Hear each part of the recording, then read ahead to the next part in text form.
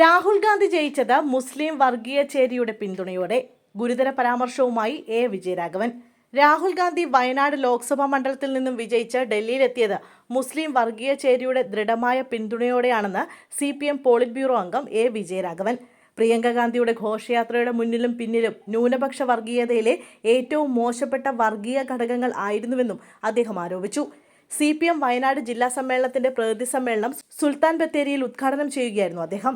നേരത്തെ വഞ്ചിയൂരിൽ റോഡ് തടഞ്ഞ് പൊതുയോഗം നടത്തിയതിനെ വിജയരാഘവൻ ന്യായീകരിച്ചത് വിവാദമായിരുന്നു. കാറിൽ പോകേണ്ട കാര്യമുണ്ടോ, നടന്നു പോകാമല്ലോ എന്നായിരുന്നു CPM കുന്നംകുളം ഏരിയ സമ്മേളനത്തിന്റെ ഭാഗമായ പൊതുസമ്മേളനത്തിൽ വിജയരാഘവൻ ചോദിച്ചത്.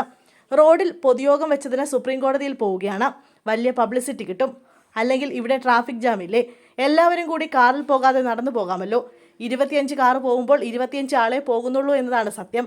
കാർ എടുത്ത് അമ്മായിയമ്മയെ കാണാൻ പോവുകയാണ് ചിലർ, സല്ലപിച്ച് വർത്താനം പറഞ്ഞാണ് പോകുന്നത്.